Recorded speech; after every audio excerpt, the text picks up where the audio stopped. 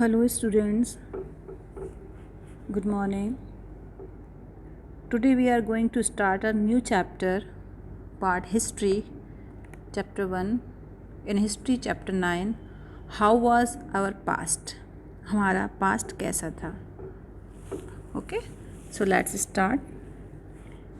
India has a glorious past as the revolution of life took place from water. The civilization thrived around was bodies that proved beneficial for agriculture, trade and commerce. The earliest occupation of India subcontinent lived on the bank of the river.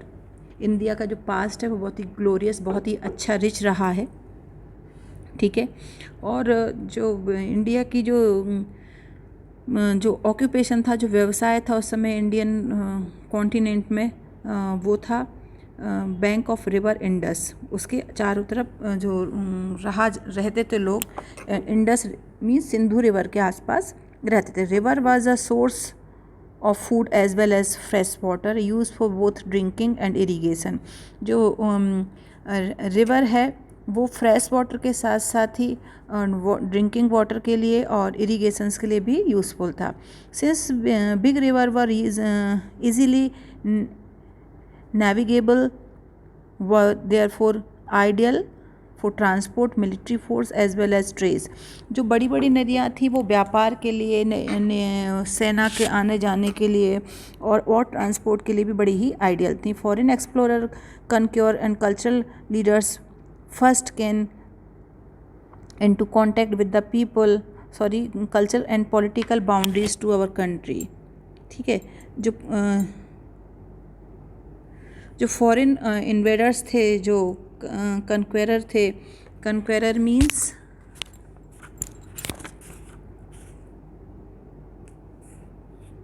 आने जाने वाले जो लोग थे, सभी इन bank के through आए गए. ओके. अब हम जानते हैं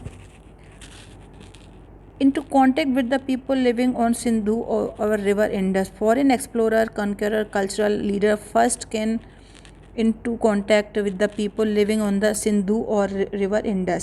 जो बाहर से जो लोग आए इंडिया, भारत में, वो लोग पहले जो सिंधु रिवर या इंडस रिवर के आसपास जो लोग रहते थे उनसे मिले और इसी के नाम पर उन्होंने यहाँ पर एक नाम रख दिया.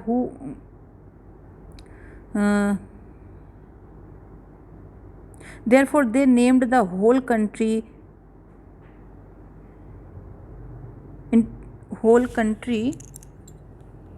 After this river. और इस रिवर के नाम पर ही उन्होंने इसका नाम रख दिया. The word India originate from the Indus called Sindhu in Sanskrit.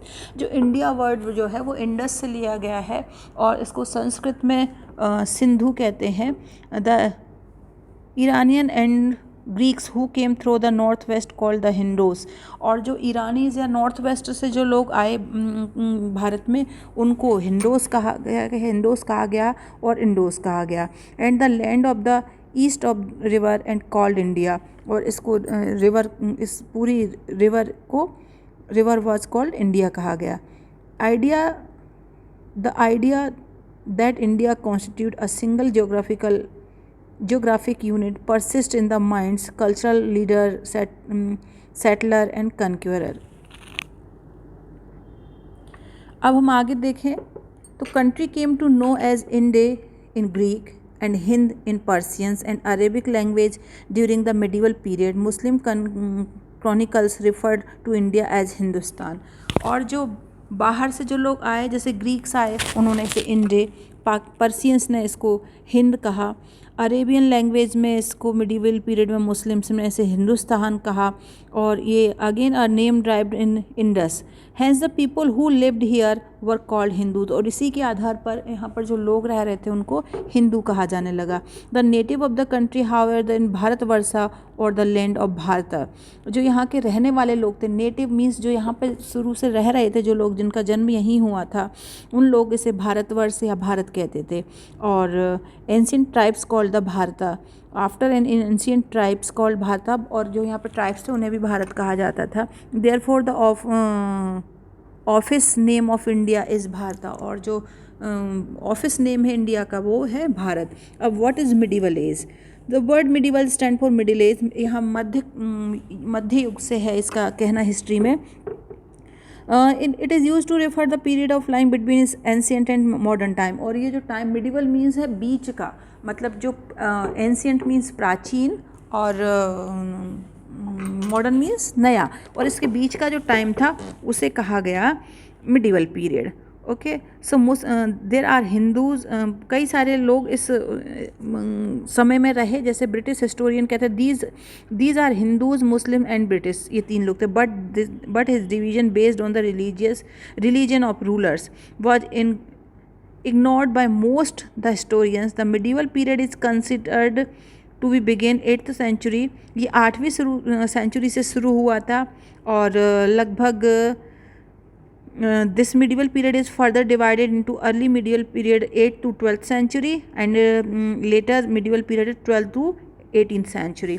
Medieval period को यहाँ पे दो पार्ट्स में डिवाइड किया गया है। पहला मिडिवल पीरियड था जो शुरू वाला, वो था 8 to 12th सेंचुरी, 8वीं शताब्दी से 12वीं शताब्दी तक, और जो लेटर था वो था 12वीं शताब्दी से 18वीं शताब्दी तक।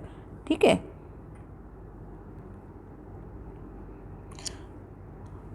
How do we know that a particular period has ended and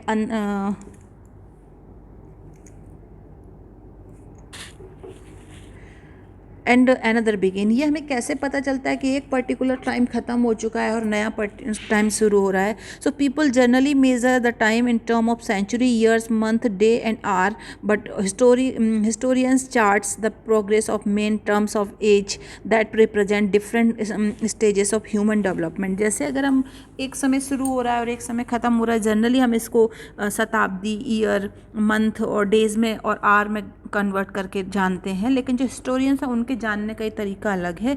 ये जो हिस्टोरियंस जो कहते हैं, जो इतिहासकार कहते हैं, वो कहते हैं कि डिफरेंट उस समय में जो डिफरेंट स्टेजेस थी ह्यूमन डेवलपमेंट की, मतलब उस समय का मानव कैसा था और उसके 50 साल बाद के मानव जीवन कैसा हुआ, तो उसके बीच में जो गैप है, उसके बीच में जो डिफरेंस है, उसके आधार पर यहाँ पे डेवलपमेंट के, उसके विकास के आधार पर यहाँ पे पीरियड्स को जाना गया है। फॉर एग्जांपल स्टोन एज, पहले पाषाण युग था, ब्रॉन्ज एज, फिर कांस्य युग आया, आयरन एज, लौह युग आया, ऐसे बदल के। Change do not occur all a sudden, ये जितने भी चेंजेस हैं वो सब अचानक से नहीं होते, बल्कि धीरे धीरे होते हैं। They occur gradually but over a period of time the changes can be seen to be widespread enough to warrant a separate name.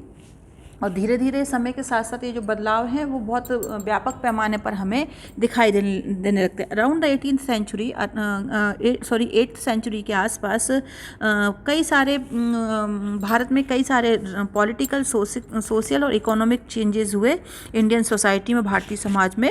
That time Indian culture has absorb many new elements from the culture. और इस समय Indian culture ने पुराने culture से और नए culture से कई सारे एलिमेंट अडॉप्ट किए, चाहे वो एडमिनिस्ट्रेटिव सिस्टम हो, चाहे प्रशासनिक व्यवस्था में उन कल्चर को अपनाया हो, चाहे रिलीजियस लैंग्वेजेस हों, रीजनल लैंग्वेजेस हों, प्रादेशिक जगह जगह की भाषाएं हों, कल्चर हो, आदि सभी। ओके,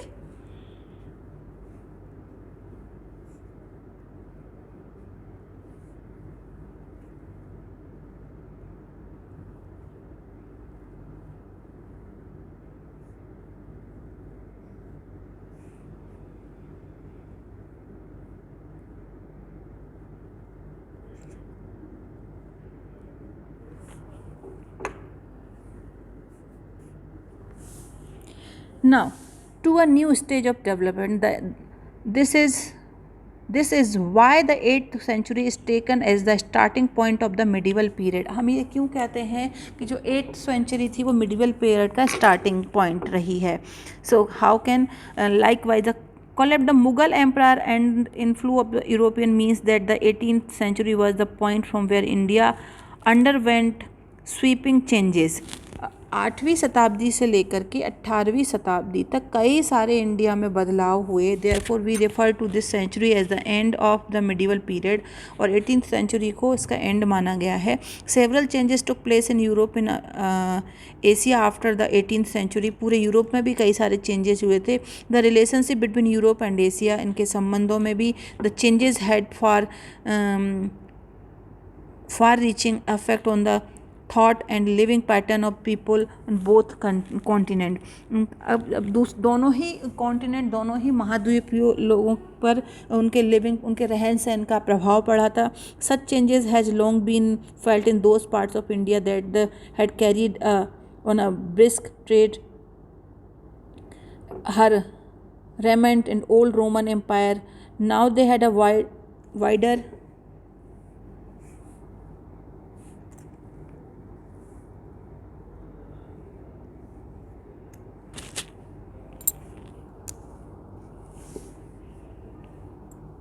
अब आते हैं हम the old and new terminology पर।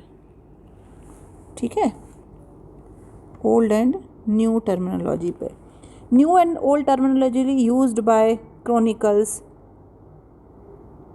Minaj e Siraj used to term Hindustan in chronic. The sense in which he used in term was entirely different from what is come to men later. यहाँ पर उन्होंने एक हिंदुस्तान वर्ड का यूज़ किया है। ठीक है, किस वर्ड का यूज़ किया है? हिंदुस्तान वर्ड का यूज़ किया है मिनहाज ए सिराज ने। Okay, the sense in which he used this term was entirely different from what it come to mean later. Here he probably used the term to refer to present day Punjab, Haryana and land between Ganga and Yamuna. In a political sense, indicate the region under the influence of Sultanate ruler. South India was totally omitted from his concept Hindustan. तो इन्होंने नया जो नाम दिया था उसको वो हिंदुस्तान नाम दिया था। भारत की जगह जगह ये देखा हुआ था इनका, जैसे पंजाब है, हरियाणा है, गंगा यमुना का क्षेत्र है सारा। Babur the first ruler used to term in the 16th century while referring to the inhabitants of the Indian subcontinent। Babur ने भी पहले 16th सेंचुरी में इस टर्म को यूज़ किया था। Amir Khusro, the 14th century poet, used to term Hind in the same sense as Babar used term Hindustan। 14वीं शताब्दी में जो आमिर खुसरो थे, जो वहाँ बहुत बड़े पोइट थे, उन्होंने हिंदुस्तान को इस समय हिंद कहा, और उसी के पैरेलल बाबर ने इसको हिंदुस्तान कहा। द टर्म हिंद दस बिकम सिनोनिम्स विथ हिंदुस्तान, और जो हिंद है वो हिंदुस्तान का ही पर्यायवाची है। The term Hindustan was therefore interpreted differently at different point of time. वो जो टर्म हिंदुस्तान नाम की टर्म है, अलग अलग समय पर इसे इस नाम से कहा गया। ठीक है,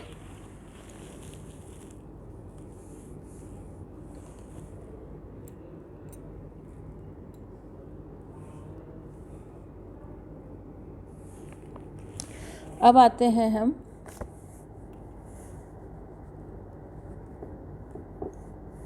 मेडिवल पीरियड पे। Medieval period and its importance, कि मेडिवल पीरियड था क्या और इसकी क्या इम्पोर्टेंस है वो हम इसमें जानेंगे। The medieval history and ancient history of India differ in many ways. जो दोनों की जो हिस्ट्री है, चाहे वो एंशियंट इंडिया की हिस्ट्री हो और मेडिवल इंडिया की, दोनों की जो हिस्ट्री में वो बहुत अलग अलग है कई तरीक़ों से, कई वजहों से।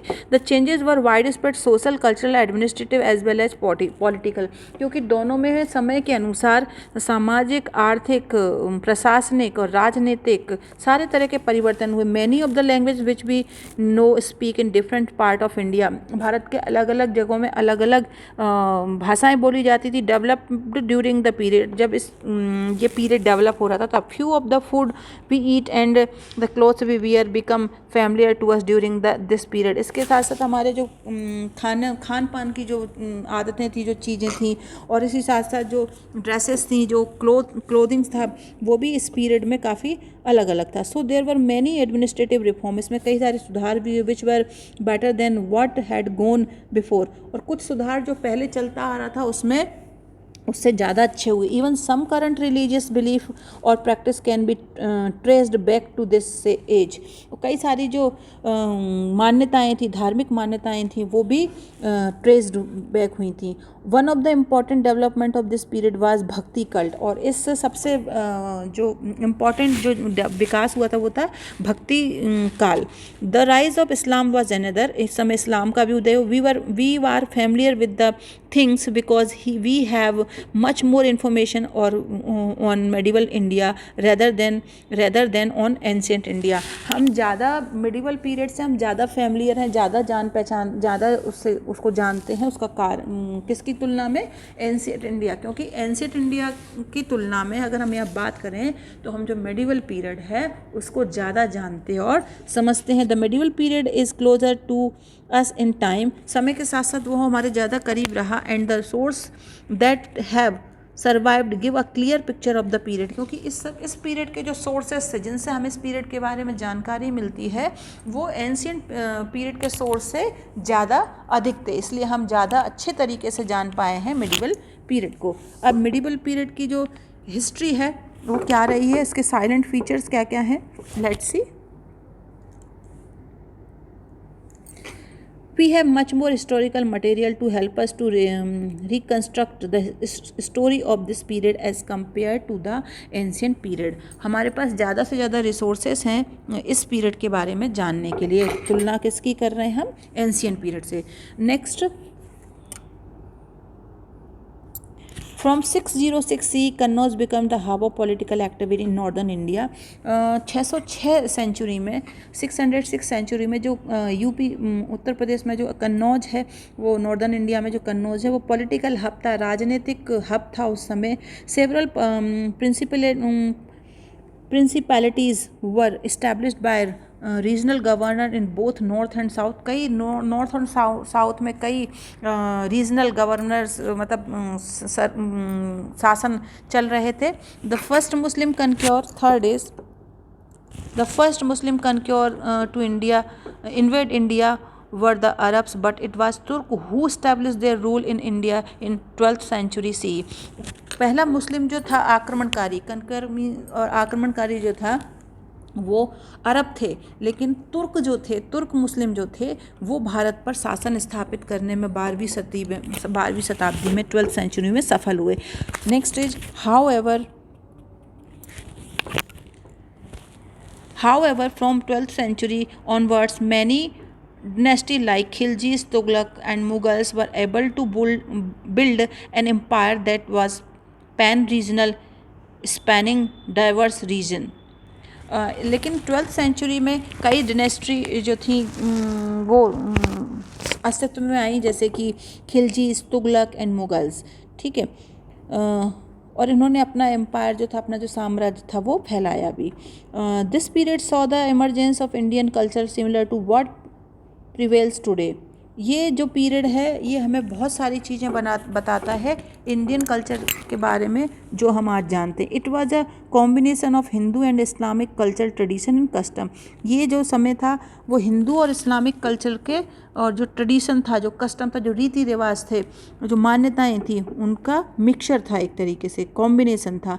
The composite culture the common heritage of the people of India. और जो ये मिला जुला जो कल्चर था यही भारत की विरासत है। It is one that weld the country into a homogeneous unit. इसलिए भारत एक होमोजीनियस यूनिट बन गया। The essential element in are unity in diversity, जो कि हमारा एसेंशियल जो हमारा एलिमेंट है, तत्व है जी, unity and diversity. It mean अनेकता में एकता। Okay, now come to the, ये भी पढ़ लिया है हमने। अब आते हैं हम हिस्टोरिकल सोर्सेस, मतलब जो हिस्टोरिकल सोर्सेस उस समय क्या थे। It is important that important to know and respect one's root, हमें अपनी जड़ों के बारे में जानने की या हमारी पुरानी चीज़ों के बारे में जानने की बहुत बड़ा महत्व है। It is thus a source of deep satisfaction for us to trace our origin, इससे हमें ये जानने को मिलता है कि हमारी उत्पत्ति कैसे हुई है, कैसे हम बने। Therefore the study of history satisfy a universal human need, और इस ये हिस्ट्री उसको जानने का सबसे अच्छा तरीका है जो हमारी ज़रूरत को पूरा करता है। Okay, we are force to unearth the genesis of dynasties ideas and institutions by studying their trace they left behind. पिछले समय में क्या क्या हुआ है, कैसे कैसे हुआ है, ये सब जो चीज़ें हमें हिस्ट्री को पढ़कर समझकर ही, जो हमारे जो एविडेंस हैं उस समय के जो प्रमाण हैं उनको जानकर ही हमें पता चलता है। Other need to be searched out, बाकी चीज़ें भी ढूंढी जा रही। These clues and evidence as known as source of history, जो भी ये क्लूज है, आइडियाज़ हैं, जो क्लूज हैं, जो एविडेंस हैं, जो प्रमाण हैं, यही सोर्स है हिस्ट्री का, है ना। Historians are different type of sources to learn about the past, जो जितने भी इतिहासकार हैं वो उन्होंने तरह तरह के सोर्सेज का इस्तेमाल किया है पास्ट को जानने के लिए। ओके,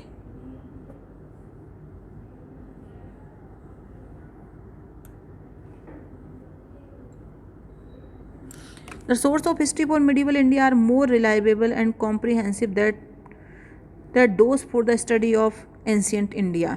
जो मिडिवल पीरियड के जो सोर्सेस थे वो ज़्यादा विश्वसनीय थे प्राचीन इतिहास को जान के जो सोर्सेस थे उसकी तुलना में। अब आर्कियोलॉजिकल सोर्सेस क्या क्या थे उस समय जिससे हमें मिडिवल पीरियड के बारे में जानकारी मिलती है? सो buildings, places, forts and tombs built during the medieval period throw much light on the art, architecture and lifestyle of this period. They include, तो क्या क्या है इसमें देखिए, उस समय जो इमारतें बनी, जो जगह हैं, वहाँ के जो किले हैं, मकबरे हैं, मस्जिदें हैं, ये सब चीज़ें हमें मिडिवल पीरियड के कल्चर के बारे में बताती हैं। उस समय कैसी आर्किटेक्चर, मतलब आर्ट किस तरह का कला थी और किस तरह का आर्किटेक्चर होता, लाइफ स्टाइल किस तरह की थी उस पीरियड में।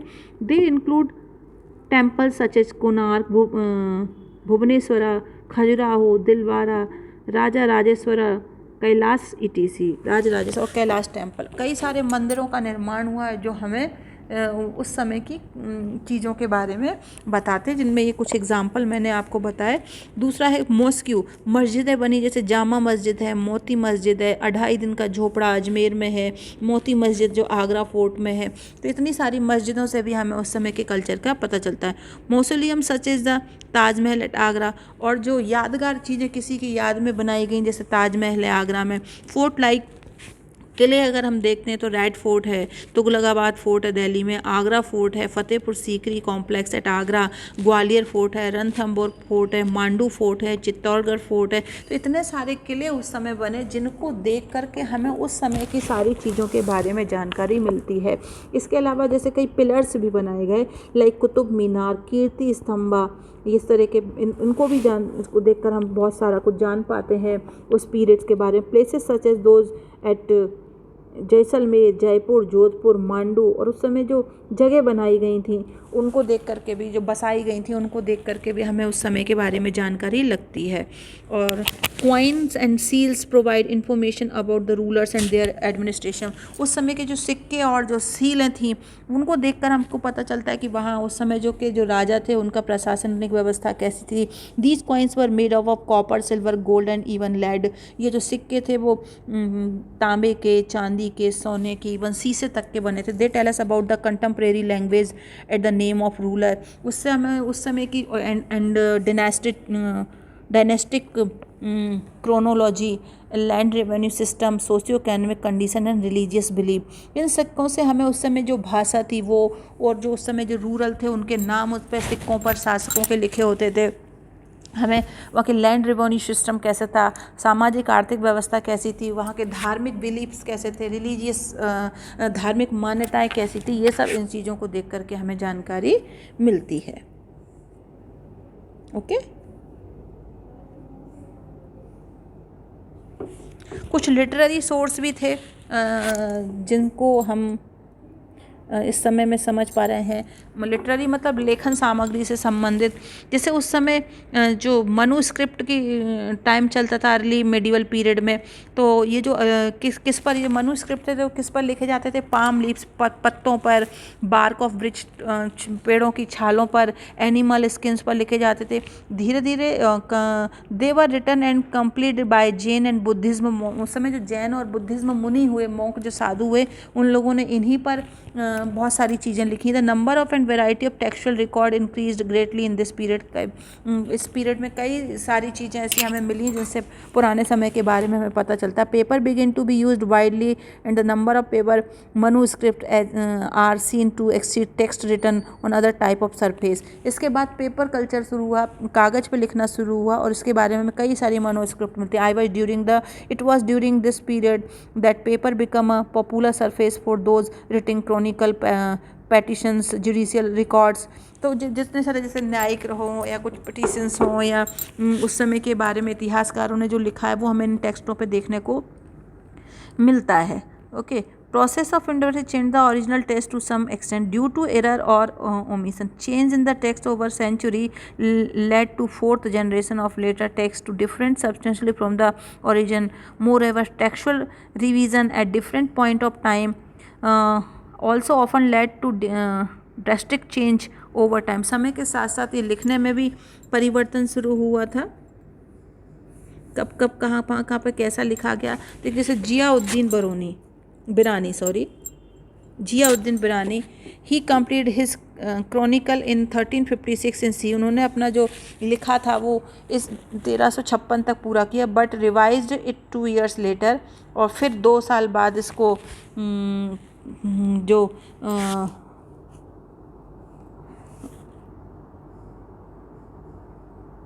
जो था उसको रिवाइज किया था, because he did not receive the expected favour of Firoz Shah Tughlaq. क्योंकि जो वो उस समय के शासक जो जियाउद्दीन बिरानी थे, ये फिरोज शाह तुगलक के समय के इतिहासकार थे, लेखक थे, और इन्हें बहुत सारी चीज़ें जो जिस तरह का फेवर ये तुगलक से चाहते थे वो इन्हें नहीं मिला था। तो the later version therefore it substantially different from the earlier one. तो इनका जो उन्होंने बाद में लिखा वो पहले वाले से काफ़ी भिन्न था। It may be seen that consideration other the factual reporting after dictated this content of chronic.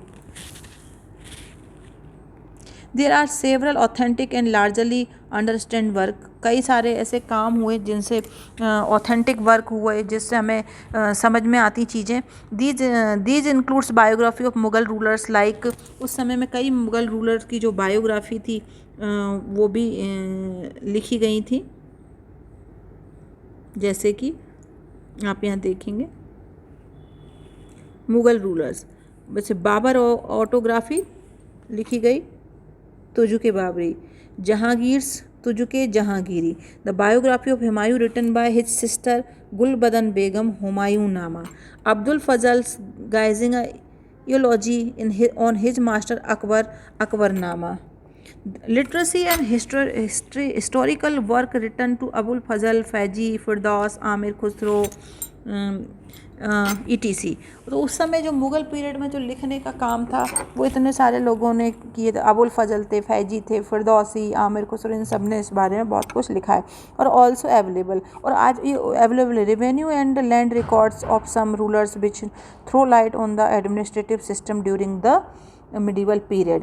और जो रेवेन्यू सिस्टम, वहाँ पे जो रेवेन्यू सिस्टम मीन्स जो टैक्स अरेंजमेंट था, जो जैसे आज भी टैक्स लगता है, तो उस समय का जो टैक्स अरेंजमेंट था वो सब हमें उन चीज़ों से देखने को मिलता है जो हमारे पास उपलब्ध संसाधन है, कि उससे उनके रेवेन्यू सिस्टम से हमें पता चलता है कि मिडिवल पीरियड में किस तरह का रेवेन्यू सिस्टम था, एडमिनिस्ट्रेटिव व्यवस्था वहाँ पे क्या थी। Among the famous Sanskrit composition is Raj Tarangi written by Kalhara which record the history of Kashmir. इसी तरीके से संस्कृत में एक राज तरंगिनी नामक एक ग्रंथ लिखा गया, और जैसे कल्हड़ ने लिखा था, ये पूरा रिकॉर्ड है कि कश्मीर की पूरी हिस्ट्री हम उस राज तरंगिनी में देख सकते हैं। अब आते हैं हम नेक्स्ट स्लाइड पर, फॉरेन ट्रैवलर्स। ठीक है, ये आपकी बुक में मैं लिखा, foreign travellers who visited India during the period were, उस समय में जो फॉरेन ट्रेवलर्स विदेशी यात्री आए थे, तो Al Biruni, Ibn Battuta, Domingo Paes, Niccolo Conti, Francois Bernier and James Baptiste Tavernier, the invaluable account they left behind have contributed significantly about the political, social and economic condition of India in those days. इन सारे जो ये travellers आए थे, ये बहुत सारी चीज़ें ऐसी अपने पीछे छोड़ गए हैं जो जिनका बहुत महत्व है, जो हमें देखने को मिलती है कि उस समय पॉलिटिकल, सोशल और इकोनॉमिकल कंडीशन इंडिया की उन दिनों में कैसी थी। पॉलिटिकल मीन्स राजनैतिक, सोशल मीन्स सामाजिक और इकोनॉमिक मीन्स आर्थिक रूप से भारत की स्थिति क्या थी उन दिनों में। तो इतने सारे विदेशी यात्री जो आए, इन्होंने अपना जो लेखन कार्य किया है, उससे हम ये सारी चीज़ें जान पाते हैं। तो ये चैप्टर यहीं ख़त्म हो रहा है। इस चैप्टर को मैंने आपको एक्सप्लेन कर दिया है। नेक्स्ट वीडियो में आपको इसके क्वेश्चन आंसर्स मिल जाएंगे, और मैं अभी आपको सिर्फ इसकी कुछ एक्सरसाइज बता रही हूँ उसमें, जैसे है आपके फिल इन द ब्लैंक्स हैं। तो फिल इन द ब्लैंक्स में हम देखते हैं,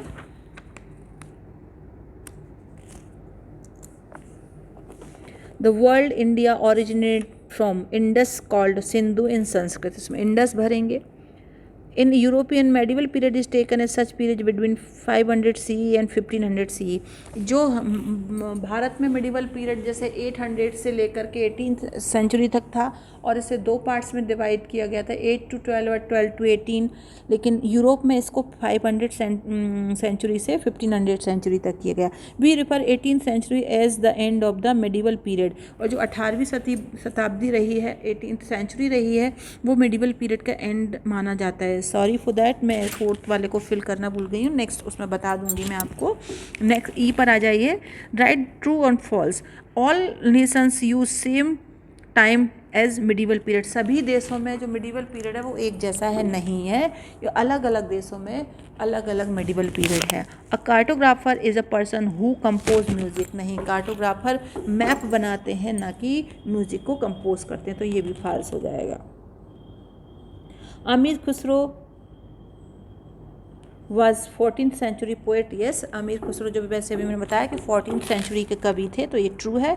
Rajatarangini was written by Amir Khusro, मैंने अभी बताया था कि राजतरंगिणी कश्मीर के इतिहास के बारे में हमें बताती है, उसे कल्हड़ा ने लिखा था, और यहाँ पर हम देख रहे हैं अमीर खुसरो, इसलिए ये भी फॉल्स है।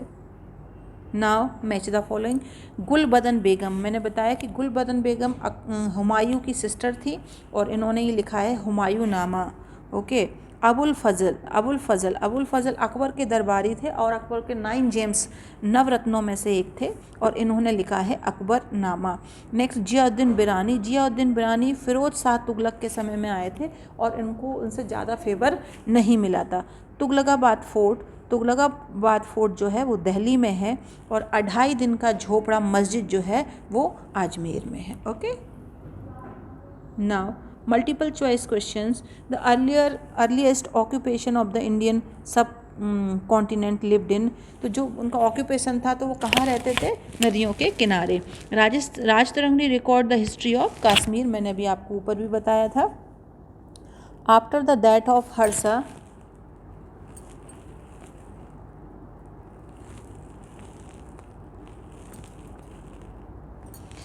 One group become prominent, who were they, राजा हर्ष की मृत्यु के बाद कौन सा जो ग्रुप था वो अस्तित्व में आया था, तो वो थे राजपूत। ओके, सो ये चैप्टर आपका ख़त्म हो रहा है। नेक्स्ट वीडियो में आपको इसके क्वेश्चन आंसर मिल जाएंगे। Till then bye.